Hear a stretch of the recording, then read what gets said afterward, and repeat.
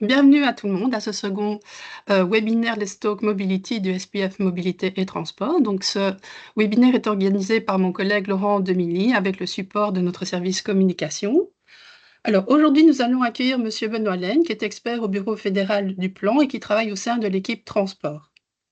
Donc aujourd'hui, il va nous parler en fait des principaux résultats du rapport sur les dépenses de transport des ménages en Belgique, qui a été récemment publié par le Bureau fédéral du plan. Et Monsieur Benoît Laine est co-auteur en fait de ce rapport avec sa collègue Coraline Daubresse. Donc je vais vous présenter brièvement notre orateur en quelques mots. Donc Benoît travaille en fait sur la demande de transport des personnes en Belgique et il réalise des projections de cette demande à long terme. Alors, il publie également d'autres analyses de manière plus ponctuelle, sur différentes thématiques qui sont liées au transport. Donc, par exemple, l'impact du télétravail sur la demande de transport, également sur, l'analyse des dépenses de transport des ménages dont il va nous parler aujourd'hui, ou alors il travaille également aussi sur des phénomènes de périurbanisation et ses liens avec la demande de transport en Belgique. Donc comme annoncé, il va nous parler de l'évolution des dépenses de transport des ménages en Belgique et notamment de l'impact de la crise Covid sur ces dépenses. Alors, il va également aborder d'autres points, notamment des différences dans la structure, en fait, de dépenses, de des ménages en fonction de différentes caractéristiques, notamment, des caractéristiques telles que, la région, le degré d'urbanisation du lieu de résidence, le revenu de ces ménages, ainsi que la possession de voitures. Alors, petite précision pratique, donc Benoît, nous allons le laisser, nous présenter ces différents résultats et vous aurez, l'occasion par la suite, en fait, donc à la fin de la présentation, de poser des questions via le chat et en fait, c'est mon collègue Laurent Demilly, qui va relayer ces différentes questions posées via le chat à, Benoît qui pourra vous répondre alors. Mais là, maintenant, je vais céder la parole à Benoît pour cette très intéressante présentation. Benoît, c'est à toi. Oui, merci Sabine, merci à toutes les personnes présentes, bon après-midi à tous. Donc effectivement, nous publions ici au Bureau fédéral du plan de manière récurrente une analyse des dépenses de transport des ménages. La dernière édition a été publiée ce mois de mars 2025 et nous faisons cet exercice à peu près tous les 3 ou 4 ans. C'est un exercice que nous faisons en collaboration avec le SPF Mobilité et Transport qui nous accueille donc aujourd'hui et qui essentiellement s'articule autour de 2 sources de données qui sont exploitées. D'une part, les comptes nationaux qui permettent d'obtenir de manière harmonisée et cohérente des séries temporelles de valeur de dépenses des ménages par produit consommé selon la classification COECOP, donc une classification bien établie, et donc de faire des analyses dans le temps. Et une autre source de données que nous exploitons régulièrement, c'est l'enquête sur le budget des ménages, enquête réalisée par Statbel et qui, elle, nous donne une photo pour chaque exercice des dépenses des ménages, avec moins de possibilités de tracer de manière fiable les évolutions, mais par contre, plus d'informations sur les caractéristiques des différents ménages qui répondent à l'enquête. Et donc, cette enquête permet de faire le lien entre ces caractéristiques, soit directement observées dans l'enquête ou rattachées à l'enquête via les données dont on dispose sur les ménages et leurs dépenses de transport. Donc, deux angles différents d'analyse à la base de 2 sources de données. Alors, je vais commencer dans cette présentation par présenter l'exploitation de la base de données des comptes nationaux qui permet donc d'écrire dans le temps l'évolution des dépenses de ménage, de transport des ménages. Alors, petite introduction à ces dépenses.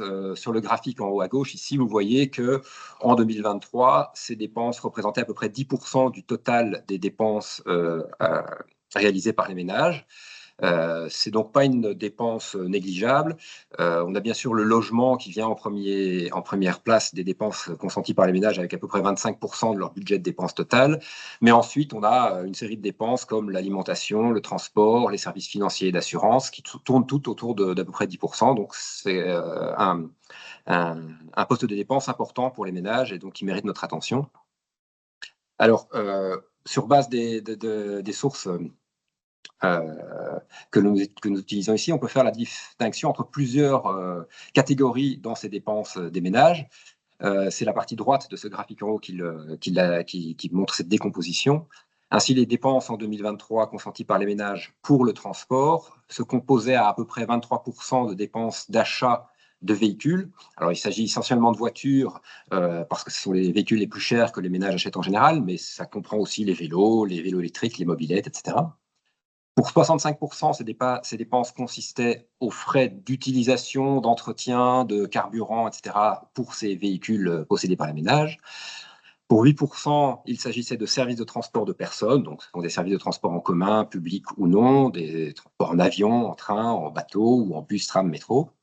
Et enfin, petite nouveauté dans les comptes nationaux, à hauteur de 4% en 2023, les transports de biens payés directement par les ménages. Donc il s'agit essentiellement d'une catégorie qui contient le courrier, les colis, qui sont payés directement par les ménages. Alors, c'est une catégorie qui a été récemment compilée de la sorte dans les comptes nationaux, donc on n'a pas beaucoup de recul sur cette catégorie pour l'instant, donc je n'en parlerai pas plus par la suite.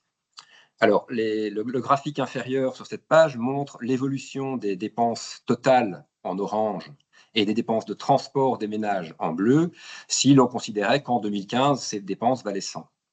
Alors, les courbes en trait plein représentent les volumes, c'est-à-dire les quantités réellement consommées, alors que les courbes en trait pointillé incluent l'information du prix, donc ce sont les dépenses en euros réellement consenties par les ménages. La différence entre les courbes en pointillé et les courbes en trait plein, c'est en gros la différence due à l'inflation, à l'augmentation des prix des marchandises consommées et des services consommés. Alors, ce qu'on peut voir sur ce deuxième graphique, qui résume un peu l'évolution, c'est que au départ de 2015 et jusqu'en 2019, la courbe des dépenses des transports en volume, donc la courbe en bleu, en trait plein, passe au-dessus de la courbe orange. Donc, les dépenses de transport de ménages évoluent plus vite que leurs dépenses totales. Donc, on peut dire aussi que la part des dépenses de transport augmente dans le total dépensé par les ménages. Puis survient un choc en 2020, qui est évidemment le choc de la crise sanitaire liée au Covid de 2019. Et ce choc fait baisser à la fois les dépenses totales, mais encore plus fortement les dépenses de transport des ménages. Donc on voit que l'impact sur les dépenses de transport est plus fort que sur les dépenses totales. Et ensuite, dans les années suivant la fin de la crise, entre 2021 et 2023, qui est la dernière année qu'on observe ici, les dépenses de transport des ménages stagnent à leur niveau observé en 2020 à peu près, alors que les dépenses totales en orange, elles, remontent. On peut en fait constater que les dépenses de transport sont la seule catégorie de dépenses qui, chez les ménages belges, n'ait pas retrouvé leur niveau de 2019 suite à la crise du Covid. Alors, pour avoir un peu plus d'informations sur les raisons de cette évolution, nous allons analyser les trois grands types de dépenses de transport que j'ai annoncés en un peu plus de détails. On commence par les dépenses d'achat de véhicules. Le graphique supérieur montre de la même manière les dépenses en volume en bleu et à prix courant en jaune. Donc, je vais commenter la courbe bleue qui décrit les quantités de véhicules achetés par les ménages entre 2015 et 2023, en prenant pour référence une base 100 en 2015. On voit effectivement ici aussi que les volumes consommés augmentent, les dépenses relatives en tout cas augmentent jusqu'en 2019, mais ne tombent pas de manière très spectaculaire en 2020 avec la crise du Covid. Cependant, cette baisse des dépenses constatées en 2020 se poursuit en 2021 et en 2022 pour légèrement reprendre en 2023. Si on regarde le graphique inférieur qui montre les immatriculations de voitures neuves en Belgique, on constate assez logiquement le même scénario, c'est-à-dire qu'après 2019, les immatriculations baissent assez nettement pendant 2 ou 3 ans et ne reprennent qu'en 2023. Donc, il y a bien une baisse de plus long terme et pas uniquement l'année de la crise majeure en 2020 des achats de voitures. Alors, l'achat d'une voiture n'est pas nécessairement très fortement impacté par la possibilité de moins se déplacer pendant quelques mois liés à la crise, mais cependant, il y a différents éléments qui peuvent expliquer cette évolution à long terme négative. D'une part, le fait que cette crise sanitaire ait entraîné d'autres types de comportements chez les citoyens belges, liés par exemple au télétravail ou à l'usage plus abondant du commerce en ligne, qui vont faire qu'ils sentent peut-être moins le besoin d'avoir une voiture récente ou d'avoir plusieurs voitures dans leur ménage et donc impacter à la baisse les dépenses relatives aux achats de voitures. Mais il y a d'autres facteurs qui sont à prendre en compte. D'une part, au niveau de l'offre de voitures, le fait que la crise du Covid et d'autres crises, par exemple en termes de transport international, de chaîne logistique internationale, ont eu un impact sur la capacité des constructeurs de voitures en particulier à fournir, mais de vélos électriques aussi par exemple, à fournir l'ensemble des véhicules qui auraient été demandés par les ménages sur cette période, donc un problème d'offre ici également. Et enfin, il y a un troisième aspect qui n'est pas négligeable, qui est le fait que suite à cette crise du Covid, se place aussi dans un contexte où d'autres éléments rendent la situation un petit peu incertaine pour les ménages. En particulier, on a des évolutions technologiques avec l'apparition et la diffusion souhaitée par les autorités des véhicules électriques qui sont liés à leur coût relativement important, dont les ménages peuvent penser qu'ils vont baisser avec l'arrivée à maturité de ces technologies, et l'environnement régulatoire, en fait, globalement autour de ces véhicules, et plus globalement de la problématique des émissions atmosphériques, avec l'apparition de zones à basse émission ou de zones zéro émission, la modification de certaines partie de la fiscalité sur les voitures, qui ont connu des allers et retours pas forcément très clairs pour les ménages et qui ont pu mener à une attitude un peu attentiste de la part des ménages pour faire leurs achats de renouveler leur véhicule ou acheter un véhicule supplémentaire. Donc voilà des différents facteurs qui peuvent expliquer cette évolution constatée pour les achats de véhicules. Concernant la plus grosse partie des dépenses des ménages, qui est les frais d'utilisation et d'entretien de ces véhicules, là également, on peut constater qu'il n'y a pas retour au volume constaté en 2019, mais si on regarde le graphique supérieur, la courbe bleue, on voit que la crise du Covid s'apparente un peu plus à un choc pour lequel il n'y aurait pas de reprise. Donc on avait une tendance avant la crise, et puis un choc négatif, et on ne remonte pas pour retrouver la tendance précédente. Alors ici aussi, on peut imaginer que les habitudes des gens ont changé de manière un peu durable suite à la crise. Là encore, pour aller moins au travail et plus travailler chez soi, faire ses achats en ligne et se les faire livrer plutôt que se déplacer soi-même. Mais encore une fois, d'autres éléments peuvent aider à expliquer l'absence de reprise nette des dépenses en volume, donc les quantités consommées pour l'entretien, la réparation et les carburants nécessaires à l'utilisation de ces véhicules privés. En particulier, si on constate la différence entre les deux courbes sur le graphique supérieur, donc la différence entre les volumes consommés et les quantités en euros réellement payées, on voit que cette différence devient très importante dans les années suivant la crise. Et si on regarde le graphique en bas, on voit que ça correspond effectivement à l'augmentation forte des prix des carburants lors de cette crise énergétique que nous avons connue en Europe après la crise du Covid. Donc, il pourrait aussi y avoir un effet lié à l'augmentation des prix qui freinerait les ménages dans l'utilisation de leurs véhicules privés. On ne dispose à cette date pas encore d'assez de recul dans le temps sur ces données pour pouvoir réellement faire le tri entre ces deux sources d'explication au moins possible. Enfin, en ce qui concerne les services de transport, là, on a vraiment, si on regarde le graphe en haut à gauche, un impact très très net de la crise. Alors, il s'agit pour les services de transport, évidemment, de dépenses que l'on ne fait que si l'on se déplace réellement, ce qui est un petit peu moins le cas pour les dépenses d'entretien et d'utilisation des véhicules, puisqu'on paye de toute façon l'entretien de son véhicule, son assurance, etc., et certainement moins pour les achats de véhicules. Là, pour les services de transport, on est quasiment dans une situation où ne pas se déplacer, ça correspond à ne pas payer. Donc, c'est logique que le choc soit le plus fort. Et on constate ici, par contre, après 2 années de dépenses vraiment plus basses que ce qu'on avait atteint en 2019, une reprise beaucoup plus nette en 2022, mais qui là aussi n'atteint pas tout à fait les niveaux que l'on avait connus avant la crise. Alors, ce qu'on peut constater sur le graphique en bas, qui montre l'évolution des fréquentations pour différents types de transports en Belgique, c'est que c'est dans les aéroports, la fréquentation des aéroports belges qui a le plus souffert de la crise. Alors c'est assez logique, étant donné les précautions, enfin le confinement et puis les précautions qu'on avait émises à l'égard du voyage à l'international lors de cette crise pandémique. Donc fort impact sur les voyages, la présence de voyageurs dans les aéroports, assez logique, et aussi un impact marqué sur l'utilisation des trains et des transports en bus et en car. La remontée de ces fréquentations en 2023 n'était pas encore au niveau de ce qu'on avait pu constater en 2019. Là aussi, impact des habitudes des gens peut-être, impact aussi de la crise sur le fait de souhaiter avoir des vacances plus proches. Beaucoup de tourisme local a repris alors que les destinations étaient peut-être plus lointaines avant. Donc plusieurs facteurs explicatifs possibles à cette évolution, mais une reprise plus nette que pour les autres types de dépenses.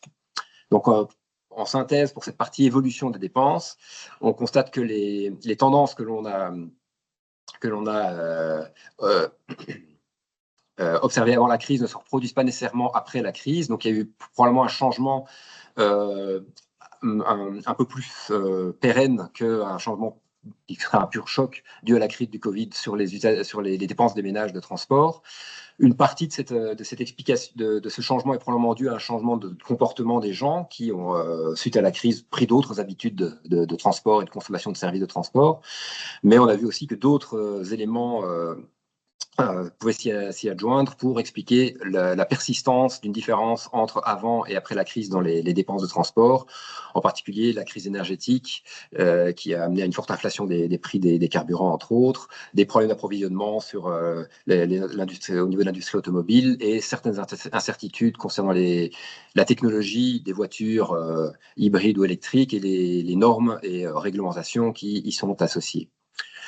Comme je disais, ces évolutions sont encore assez récentes et il nous faudra donc encore quelques années de collecte de données pour pouvoir faire le tri et donner un poids à ces différents facteurs dans les évolutions que nous avons pu constater ici. Alors, concernant la deuxième source de données, l'enquête sur le budget des ménages, nous avons ici en résumé, une découpe des dépenses des ménages qui est relativement similaire à celle qu'on avait analysée pour les dépenses selon la comptabilité nationale, donc dépenses d'achat de véhicules, dépenses d'entretien et réparation des véhicules détenus par les ménages, et puis achat de services de transport. Alors, il y a quelques petites différences dans les définitions et le périmètre global, mais en gros, on parle quand même à peu près de la même chose. Alors, sur le graphique présent sur cette page, j'ai repris la répartition des dépenses dans les dépenses totales pour ces dépenses de transport. Donc, on voit qu'on est aussi à peu près à peu près 12% des dépenses totales des ménages qui sont dues à des dépenses relatives au transport. Donc, on est ici en 2022 et pas en 2023, et le périmètre est légèrement différent, ce qui explique qu'on n'est pas à 10% comme pour les comptes nationaux. L'enquête ici permet de faire, comme je le disais tantôt en introduction, le lien entre ces dépenses et différentes caractéristiques des ménages, comme la taille du ménage, la présence d'enfants, la présence de voitures dans le ménage, le type de commune dans lequel le ménage habite, le statut social ou économique du ménage. Et donc, c'est à cela que nous nous attacherons dans la suite de cette présentation. Sur ce slide, on peut voir qu'il y a des différences régionales marquées entre les trois régions belges concernant l'ampleur de ces dépenses et leur structure. C'est-à-dire qu'on constate que pour la région de Bruxelles-Capitale, les dépenses sont en part les plus faibles, avec à peu près 8% des dépenses totales des ménages, et qu'elles sont au contraire les plus élevées, avec à peu près 15% dans la région wallonne, la Flandre se situant entre les deux, à peu près 12%. On voit aussi que la structure de ces dépenses est différente, avec dans la région de Bruxelles-Capitale plus de dépenses liées aux services de transport et moins aux achats et entretiens de véhicules, et à l'inverse, dans les autres régions, moins de dépenses de services de transport, en particulier en Wallonie, et plus de dépenses liées aux achats et entretiens de véhicules. Alors, comme l'échantillon total de cette enquête est quand même limité, il ne nous est pas possible dans la suite de garder toutes ces différences régionales, et nous continuerons l'analyse au niveau national, puisque si on croise la découpe en trois régions avec les autres caractéristiques, on finit par perdre en représentativité statistique. Donc, je ne m'attarderai pas plus sur les différences régionales dans la suite de la présentation. Et pour ce qui suit, je m'attacherai à décrire les trois éléments qui ont la plus grande incidence sur l'ampleur et les dépenses de transport, à savoir les revenus des ménages, la présence de voitures dans les ménages et l'accessibilité des transports en commun dans la commune de résidence de ces ménages.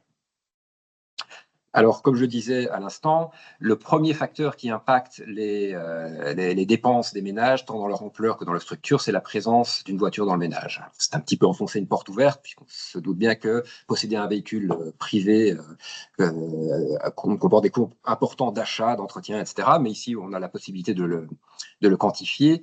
Et donc, ce qu'on peut voir dans ce tableau, c'est que les ménages ne disposant pas de véhicules chez eux, ne consacrent que 3% de leur dépense totale au transport, alors que les ménages qui disposent d'au moins un véhicule chez eux consacrent 14% de ce total des dépenses aux dépenses liées au transport. Donc, il y a vraiment une très forte différence dans la répartition des dépenses globales des ménages en fonction du fait qu'ils aient un véhicule chez eux ou qu'ils n'aient pas de véhicule. Alors, je ne parle ici que des voitures, sachant que les ménages qui n'ont pas de voiture peuvent très bien avoir une mobilette, un vélo ou une moto. C'est ce qu'on voit dans la structure des dépenses des ménages. Si on considère les 3 dernières colonnes, elles nous montrent comment la structure des dépenses de ménage liées au transport varie en fonction de la présence ou non d'une voiture dans le ménage. Les ménages qui ne disposent pas de voiture consacrent très peu de leurs dépenses de transport aux achats. Il y a quand même quelques dépenses d'achat, mais qui sont alors pour d'autres types de véhicules qui sont moins chers, donc ça représente que 7% de leurs dépenses de transport total. Alors qu'à l'inverse, leurs dépenses liées aux services de transport sont très élevées, avec 58% du total, donc largement plus de la moitié de leurs dépenses de transport sont liées à l'achat de services de transport. Si on regarde les ménages qui disposent d'un véhicule à domicile, alors là, la catégorie principale est, comme pour le total qu'on avait évoqué tout à l'heure dans les comptes nationaux, l'entretien et la réparation des véhicules, y compris l'achat des carburants et lubrifiants, qui représentent 62% du total de leurs dépenses, et aussi 33% qui représentent les achats de véhicules, et donc 5% eux, seulement pour la consommation de services de transport. Donc des grandes différences à la fois dans l'ampleur totale des dépenses liées au transport et dans la structure de ces dépenses en fonction de la présence ou non d'une voiture dans le ménage. Alors, si on regarde comment ça se représente sur le territoire belge, je vous présente ici, selon une autre source, c'est la source, c'est l'exploitation de la DIV par Stadbel. Donc, selon cette source, le nombre de voitures moyens par ménage sur l'ensemble des communes belges. On peut constater évidemment de grandes disparités dans la répartition de cette statistique, avec dans les zones les plus urbanisées des nombres de voitures moyens par ménage faibles. Donc si on regarde à Gand, Anvers, Liège, Bruxelles ou Leuven, Ostende, on est à moins de 0,8 voitures par ménage en moyenne, alors que dans d'autres régions, on monte à 2 voitures par ménage lorsqu'on s'éloigne des centres urbains. Donc, il y a effectivement une grande disparité. Alors, on ne doit pas se poser longtemps la question de pourquoi cette disparité. Un premier élément explicatif est bien entendu le fait que, ce que l'on peut voir sur cette carte, qui représente l'accessibilité des transports en commun, avec en foncé les communes où l'accessibilité est la meilleure et en clair les communes où l'accessibilité est la moins bonne, il y a une grande disparité d'accessibilité en transport en commun entre les différentes communes belges. Et si on fait la comparaison entre les deux cartes, la carte du nombre de voitures par ménage et la carte de l'accessibilité en transport en commun, eh bien, la première chose qui ressort, c'est qu'effectivement, les grands centres urbains où le nombre de voitures par ménage est faible sont aussi les endroits où l'accessibilité en transport en commun est très bonne. Donc, on a ce premier effet qui se marque nettement concernant les explications en première approximation de la présence de voitures ou non dans les ménages belges. Si on compare ces deux cartes, on constate que cet effet d'urbanisation ne joue pas pour expliquer toutes les différences. En particulier, si on compare ce qui se passe au nord et au sud du pays entre les deux cartes, eh bien, on voit en Flandre un nombre moyen de voitures plus important par ménage qu'en Wallonie globalement, alors que l'accessibilité des communes en transport en commun, bus, tram, métro en Flandre, semble en moyenne plus importante que celles qui sont en Wallonie. Donc, ça n'est pas l'accessibilité en transport en commun n'est pas le seul élément qui explique la présence de voitures dans le ménage. On verra plus loin qu'il y a aussi un aspect que l'on peut analyser dans cette enquête lié au revenu des ménages. Alors, si on regarde un peu la corrélation entre avoir une voiture ou pas et résider dans une commune accessible en transport en commun ou pas, forcément, cette corrélation est négative, mais elle est très marquée. Le graphique ici nous montre la répartition du nombre de voitures par ménage en fonction du degré d'accessibilité de la commune en transport en commun, tel que calculé par le SPF Mobilité et Transport. Donc, on la répartit ici en 5 catégories, la catégorie 1 étant la plus accessible en transport en commun et les communes de la catégorie 5 étant les moins accessibles en transport en commun.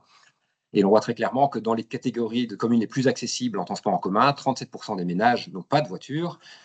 Ça va même jusqu'à 55% à peu près à Bruxelles, donc c'est plus d'un ménage sur deux. Et seuls 10% à peu près des ménages ont plus d'une voiture à disposition, alors que si l'on se focalise sur les communes les moins accessibles en transport en commun, seuls 5% des ménages ne disposent pas de voiture et une petite quarantaine de pourcents des ménages ont plus d'une voiture à leur disposition. Donc il y a effectivement une corrélation très importante entre disposition d'une voiture dans le ménage et accessibilité en transport en commun. L'impact sur les dépenses de transport est alors très net si l'on considère la corrélation entre accessibilité en transport en commun et dépenses de transport, on voit qu'entre les communes les plus accessibles et les communes les moins accessibles en transport en commun, les dépenses évoluent à peu près du simple au double, globalement, et que cet effet est particulièrement bien expliqué, particulièrement lié à l'achat de véhicules, qui varie du simple plus que le triple entre les communes les mieux accessibles et les moins bien accessibles en transport en commun, et également les frais d'utilisation de véhicules qui sont à peu près le double, en particulier pour l'achat de carburant, dans les communes les moins accessibles par rapport aux communes les plus accessibles. À l'inverse, dans les communes les plus accessibles, les achats de services de transport sont les plus élevés, même si on trie et qu'on ne considère pas les achats plutôt touristiques de déplacement en avion. Quand on regarde que le transport terrestre, tout à droite sur le graphique, on voit qu'effectivement, les personnes résidant dans les communes très accessibles en transport en commun dépensent assez logiquement beaucoup plus de leur budget de transport en services de transport en commun. L'autre aspect qui nous intéresse dans cette enquête, c'est le lien entre dépenses de transport et revenus des ménages.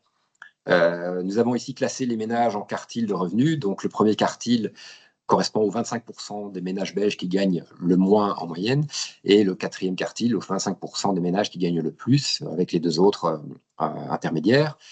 Donc si l'on prend le graphique ici à gauche, on constate l'évolution selon le quartile de revenus des dépenses totales des ménages pour le transport sur l'échelle de gauche. Donc on voit que dans le premier quartile, en moyenne, on est à peu près à 3 000 € par an, alors que pour le quartile numéro 4, les 25% des ménages avec les revenus les plus élevés en Belgique, on est à près de 7 000 €, donc une différence qui fait plus du double. Ce qui est assez logique. Voilà, avec plus de moyens à disposition, les ménages ont tendance à plus dépenser pour le transport. Notons, avec les boules jaunes, qui se réfèrent à l'échelle de droite, qu'au-delà de cela, au-delà d'un simple effet de proportion aux revenus, on constate que la part des dépenses qui sont consacrées au transport augmente en fait dans la population au fur et à mesure que les revenus augmentent. Ainsi donc, le quartile des revenus les plus inférieurs dans la population des ménages belges consacre à peu près 10,5% de ses revenus aux dépenses de transport, c'est la boule jaune au-dessus du quartile 1, alors que les ménages les plus aisés du quartile 3 et 4 dépensent à peu près 13,5% de leurs revenus aux dépenses consacrent 13,5% de leurs revenus aux dépenses de transport. Et donc il y a déjà un effet d'accélération avec les revenus des dépenses de transport, où un économiste pourrait dire que les biens liés au transport sont des biens de confort ou de luxe, dont l'attrait augmente, la part dans le budget augmente avec l'augmentation de la richesse. Ce qu'on peut constater sur le graphique de droite, qui analyse plus la structure des dépenses de transport en fonction du revenu, c'est qu'effectivement, ces dépenses ne sont pas consacrées à la même chose. Les ménages bénéficiant des revenus les plus faibles, dépensant en fait l'essentiel de leurs revenus à l'utilisation de véhicules, alors que les ménages aux revenus les plus élevés consacrent une part beaucoup plus importante à l'achat de véhicules et également aux services de transport. Donc on a ici une forme d'évolution entre remplir un besoin immédiat de déplacement, qui est un peu la priorité des ménages qui auraient les revenus les moins élevés, et au fur et à mesure un décalage vers des dépenses qui sont plus de l'ordre du statut social, avoir un beau véhicule ou plusieurs véhicules, ou de mesures de dépenses liées aux loisirs, aux vacances, en déplacement en train, en avion, etc. Donc, comme on le disait, ici, l'achat de véhicules est aussi fortement influencé par, en tout cas en termes de dépenses totales, par le niveau de revenus des ménages et pas uniquement par la disposition de transports en commun accessibles. Pour synthétiser cette partie, donc, nous avons montré que selon l'enquête analysée, la présence d'une voiture au moins dans un ménage était un des déterminants majeurs de ces dépenses totales en transport et de leur répartition dans ces différentes composantes. Évidemment, le choix d'avoir ou pas une voiture ne peut réellement se poser que quand des alternatives suffisantes sont disponibles dans leur lieu de résidence pour se déplacer à proximité de ce lieu et se rendre sur leurs différents lieux d'activité. Et donc, on en a déduit une corrélation qui a été très bien démontrée par les statistiques ici entre l'accessibilité des communes en transport en commun et les dépenses des ménages pour le transport. Les dépenses des ménages étant plus faibles dans les zones plus urbanisées où les transports en commun sont plus denses et plus fréquents, en tout cas plus accessibles, et plus élevées dans les communes plus rurales où l'accessibilité des transports en commun est plus faible. On a montré aussi que les dépenses des ménages elles-mêmes étaient un autre aspect qui influençait fortement la composition et l'ampleur des dépenses de transport des ménages. Ces revenus ont un effet sur la propension des ménages à acheter des véhicules ou à dépenser en tout cas pour l'achat de véhicules, ainsi que pour l'achat de biens de services. Et si on considère le total des dépenses, en fait, les dépenses de transport se comportent un peu comme un bien de luxe ou de confort, c'est-à-dire que la part qu'elles prennent dans le budget total de dépenses des ménages augmente en fait au fur et à mesure de l'augmentation de la richesse de ceux-ci. Voilà, c'était là ce que je voulais vous exposer aujourd'hui. Je vous invite pour approfondir ceci, évidemment, à consulter le rapport total qui est disponible sur notre site web. Et je vous remercie pour votre attention et je répondrai avec plaisir à vos questions.